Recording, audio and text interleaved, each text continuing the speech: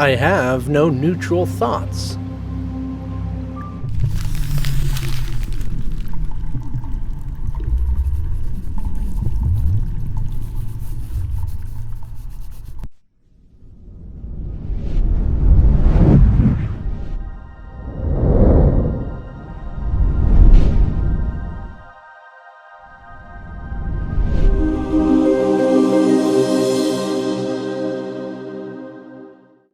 Getting into this concept might be rather difficult, as it seems that we've been discussing about it the past few times. But hopefully you've had an opportunity to actually at least open up the text and just start looking into it and dabbling into it.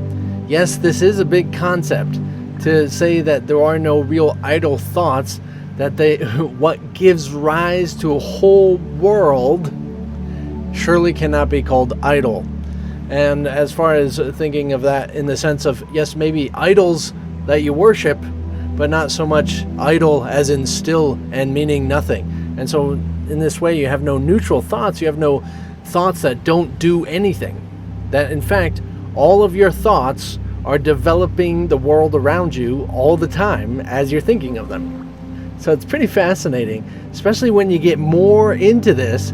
It's going to happen faster and faster and faster. Everything you know of manifesting and anything like that will be happening faster and faster and faster until essentially it's instantaneously, if you so desire.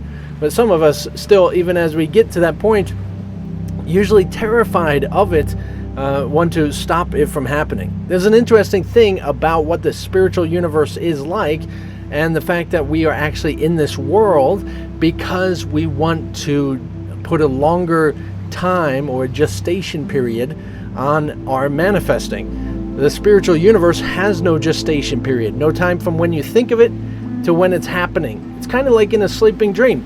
Now, if you think of it, it's happening, right?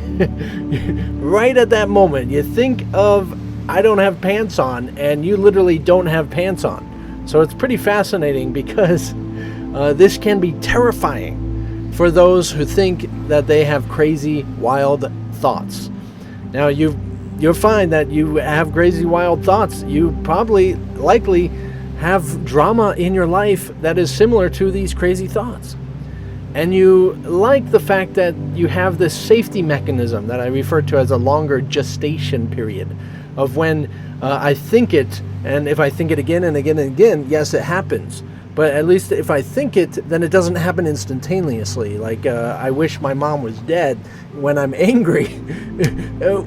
That instantly happening really screws things over and makes things all sorts of funky and sad. But to have a gestation saying, I don't really mean that, I don't really want that, you have time to change your manifesting and really choose what you actually want. Might not have been the best example.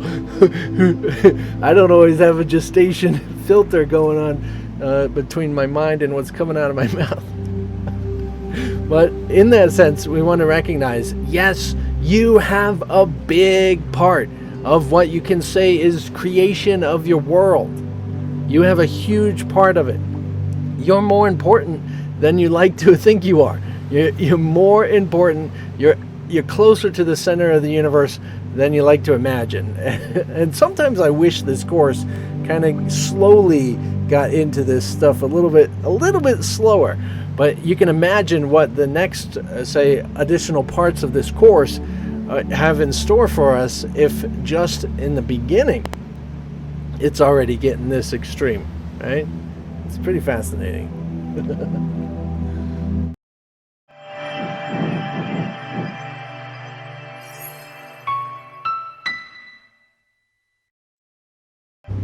Do the lesson as directed in it with all of these lessons, and really pay attention, do it right as it's directing. But just to recognize that what this is saying is that as you're observing your thoughts, they all impact your life, regardless if it's just psychological to your perspective. How you judge people in your head does influence your relationships, regardless if it's actually coming out of your mouth or not. So even if it's just psychological in that way, or if you're literally thinking it, and then things are happening in the distance that you're unaware of, and the world's changing, and dramas are happening because dramas are happening in here. Regardless of how deep you want to get into it and recognize that, we can all recognize that none of these thoughts have no power at all. None of them are idle. That in fact, they influence our lives quite dramatically.